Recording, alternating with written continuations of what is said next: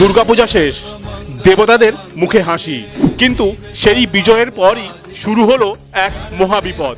দেবতারা হয়ে উঠলেন অহংকারী।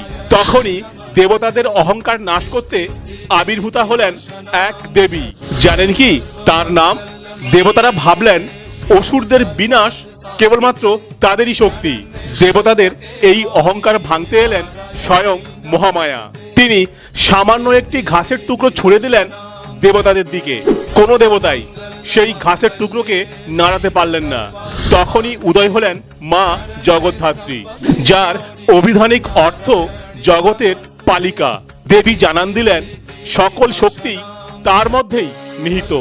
এই কারণে তিনি শুধু অসুর বিনাশকারিণী নয়, তিনি অহংকার বিনাশকারিণীও। আপনি কি জানেন পশ্চিমবঙ্গের কোথায় জগদ্ধাত্রী পূজা বিখ্যাত? কমেন্টে জানিয়ে যাবেন।